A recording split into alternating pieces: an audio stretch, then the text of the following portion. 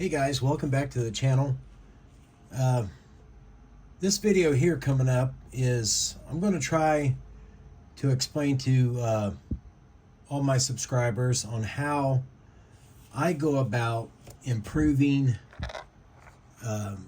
this light bar that AMT has currently out now, or was available in the Monaco highway patrol car. Excuse me.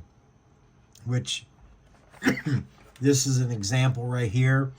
The Monaco CHP car that I did as a Utah highway patrol car with the light bar from the kit, but I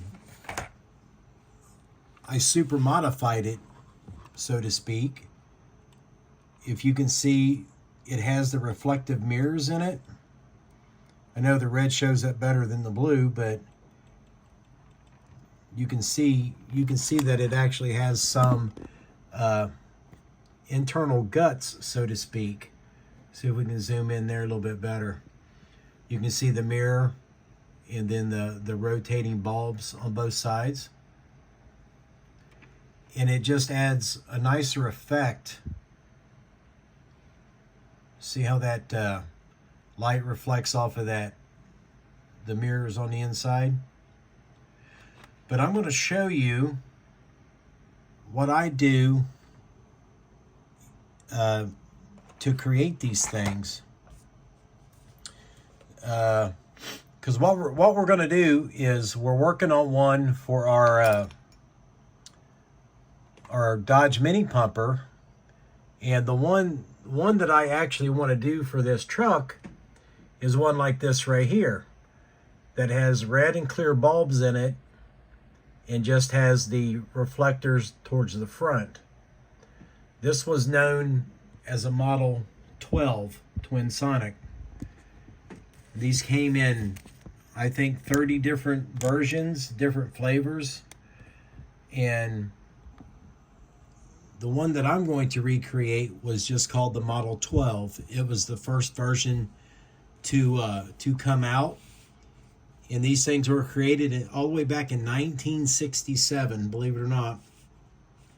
And they debuted in 1968 at the International Association of Fire Chiefs Convention in Louisville, Kentucky. And they were sold between 1967 and 1984. So they had a real good run, and in '84 was when their newer version, the Aerodyne or Aerodynamic, came out, and it has the more rounded domes on it. Again, this light bar was available in the MPC Roscoe patrol car from the Dukes of Hazzard. The Cannonball Run Dodge van had two of them in there. And their version wasn't the greatest, but, I mean, it had the basic shape. So, and this light bar actually came out in several different versions as well. But most popular in kit form was the Roscoe and the Cannonball Run.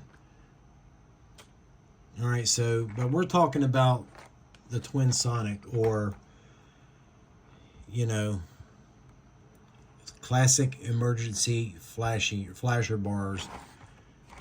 I think it's a licensing thing that they can't call it a Twinsonic. That's why it looks the way it looks. But anyway, some of the items you're going to need. Here's another version that I did that has a red dome and a clear dome, with the red and clear bulb on the one side. Now this was one of my 3D printed versions that I no longer offer, but these came out pretty good. Now the first thing we're going to do is look at the actual light bar itself that comes from the kit. And you can see here it's just a jumbled up mess of little reflectors, I guess. I don't know what you would call them, what they're supposed to be, but they do not resemble our prototype model up there. Let me go back here a little ways and show you. I'm trying to look for a photo real quick like. Where's it at? I just saw you up here. So this was the internal gut of the Model 12. You had a reflective mirror that was reflective only on one side, and then the back of it was just regular stainless steel. Then you had your 2-bulb rotator. So this thing would only give the reflection of the beam of light to the front. There was nothing in the back except when the beacon came around to the back.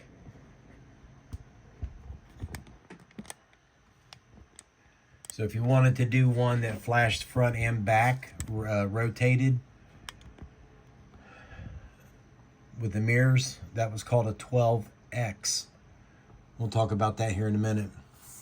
But anyway, back to our piece here.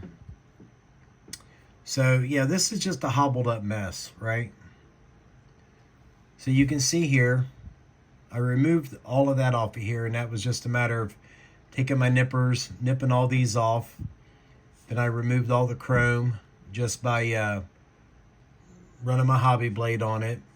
And then I sanded the vast majority of that little hump you see here away. I didn't sand it all, but I sanded most of it. And then our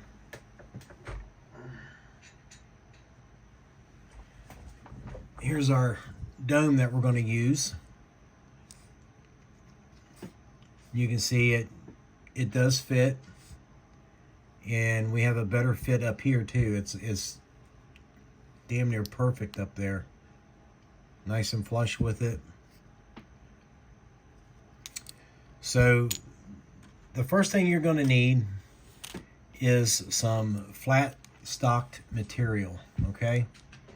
Now what I'm using here is 30 by 188. This stuff is available through Evergreen. You can really cut a piece of 30 thousandths sheet stock too, a whole sheet of it if you wanted to. But we're going to want to make this reflective mirror in here.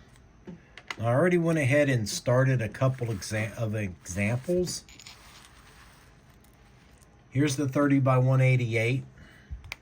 Now the model towel is probably still wet on these, but you can see we got a great shine to that. As a matter of fact, it's so wet it's still sticking.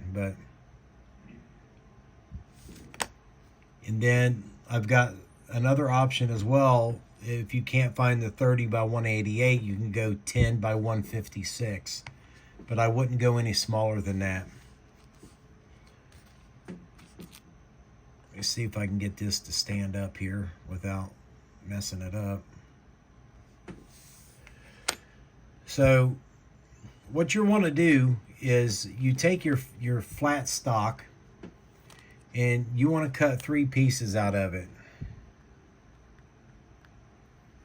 And the first piece that you want to cut, you want to make it 400 thousandths long. Okay, I got a little piece here. You want to cut one piece, well, actually 2 pieces. Excuse me. My example is for one side. So whatever I talk about here, double it for the other. So one piece 400 thousandths long, one piece 200, one piece 100.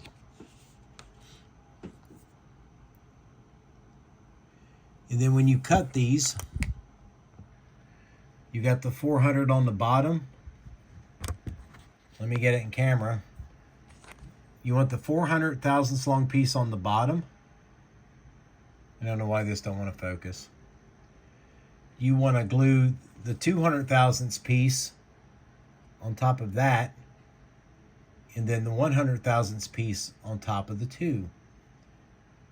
You want to make sure the end is the same, it's flush. If not, you can sand it real quick. But that will give us what looks to be like our curved or angled mirror, so to speak, that is inside that Twinsonic. Let me show you here. Like this, all the little angles in it. Let me see if I can find a better picture of a mirror. Here we go. See these angles right here? To get styrene to bend that way, you know, yeah, it is possible, but this method I worked out on my own because I kept snapping pieces every time I was trying to bend them to get them to be in here. So I said, to heck with that. I'm just going to glue some parts on top of each other and see what I come up with. And then when I did that, this is what I came up with. Yeah. I should have prepped all these parts yesterday, but I didn't think about it. So I'm going to throw them all away anyway and start all over. But when that gets glued in there, you see we have what appears to be like a reflective mirror. Okay? And like I said, that's real easy to do. You just stack the three parts on top of each other, and then when you glue it into the bar, you want to have it cockeyed a little bit, coming from the front to the back, like such. Not much, but you know. And then you got to make sure that your dome is still going to go on and not impede anything. And this one's a little too far forward, so we're going to move him back and away a little bit,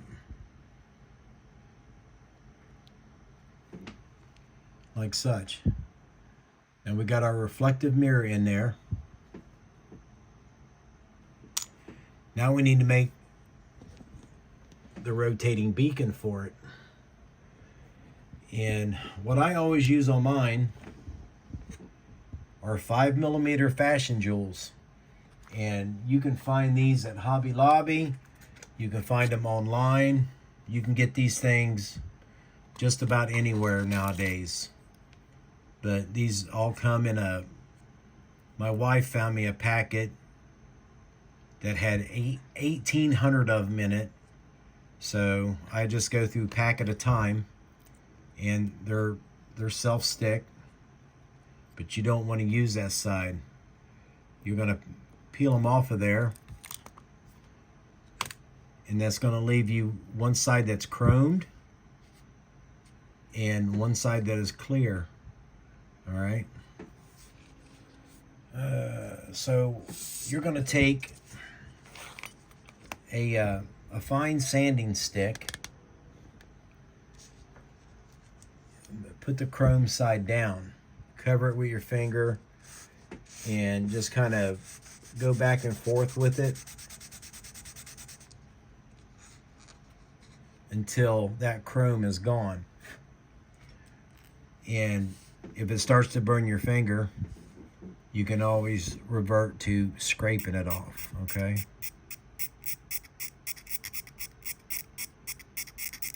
Once you get it scraped off, put it back on that sanding stick. Give her a couple good run across.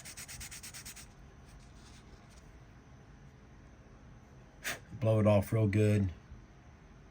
And there we have a clear flat lens, like is on our example photo I just showed you. So once you have 2 of those done, you want to take a small piece of styrene, and I mean small. You see how small that little white speck is? Because what we're going to do, since we are doing a red and a clear light inside of these, and since they're both translucent pretty much all the way through, if you paint one red, well, that red's going to bleed through, or any color for that matter, to the other side. So that's why we put the styrene in there, and that will block out the redness coming through. So once you have these 2, well, I'm not even on camera, am I? This is why I don't do tutorials, guys. Once you have the chrome removed from your little fashion jewels here, you're going to want to glue the piece of styrene on the one, and you don't want it, you know, extending past it. I got just a little bitty square on there. Then you're going to take a drop of glue, and since it's styrene, we're just going to dab the smallest amount of Tamiya extra thin on there, and then set your other one right on top of it. Give it a second or two to kind of set up, and then we need to make sure that they're both even and square to each other.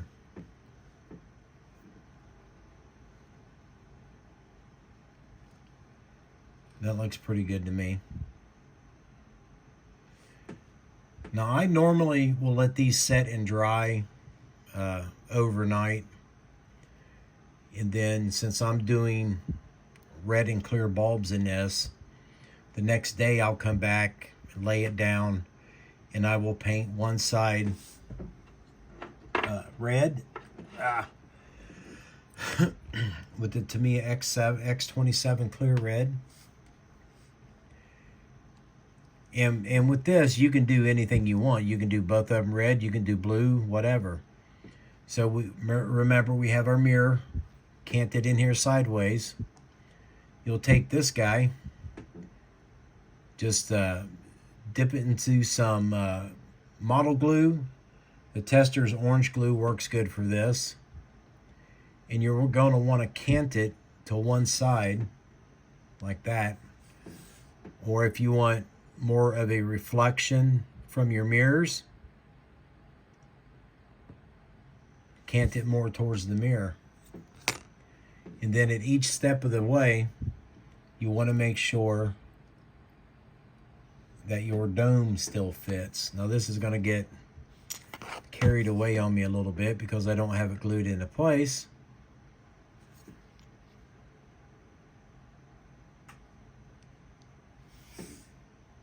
But that will give you your beacon inside.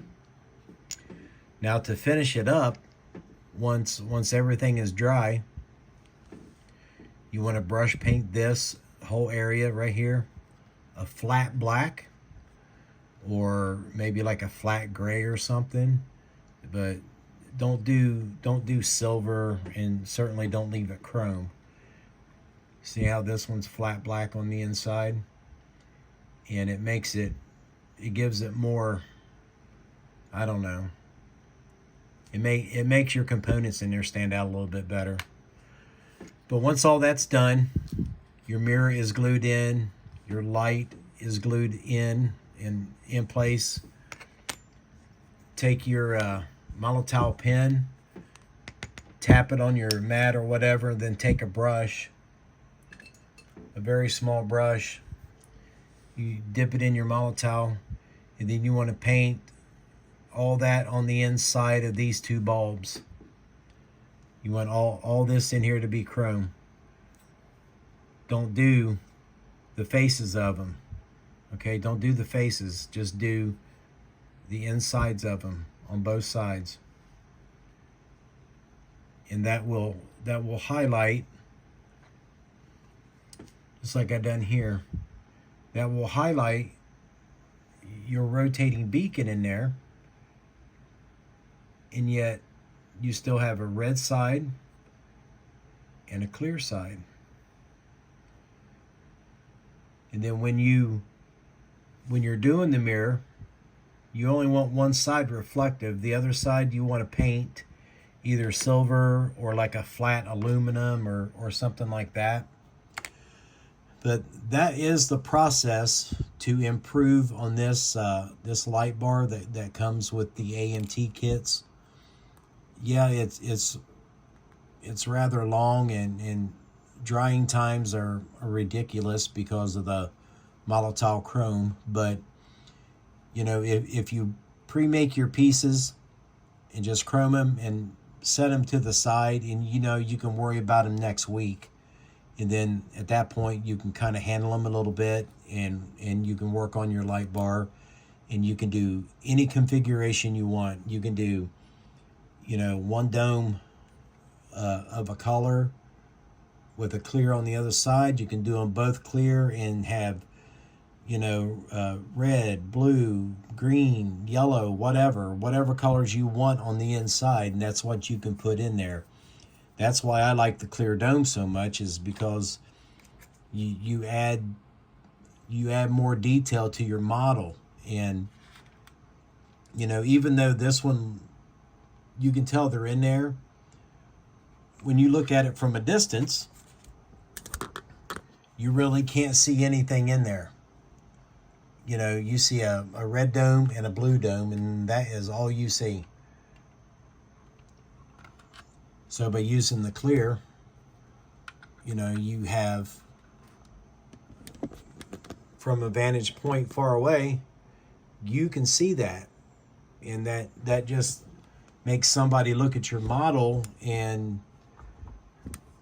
it gives it more detail, and it shows that you're putting more detail in there. And you know, I just think they look good. And then when you got multiple lights, you can be stupid like me and play with them all day long. But we're getting kind of lengthy here. I'll quit babbling. But thanks for watching, guys. Like I said, that is what I'm going to do with this light bar that's going on our Dodge Mini Pumper. And I will sit down here tonight and probably remake my pieces now, since I kind of screwed this one up, or I'll just re-chrome it. And I still have to take this apart or remove all that. And if it's finished tomorrow, I will reveal it to you on my update video that I will have on what we got done today on this guy. And it's pretty cool. We got a lot of stuff done. I made some more parts for it. But we'll talk about that tomorrow. Anyway, thanks for watching, guys. Like, share, and subscribe. And if you have any questions or comments, just put them down below. I'm just a model builder. I'm no expert on anything. And you can find all this information online. And just study pictures. Look at what it is you want to make, and you know, make it. If kit parts are there, you know, figure out how to improve them, because that's all I do. I just figure out a way to make them look a little bit better. All right, guys, thanks for watching, and I will see you in the next video.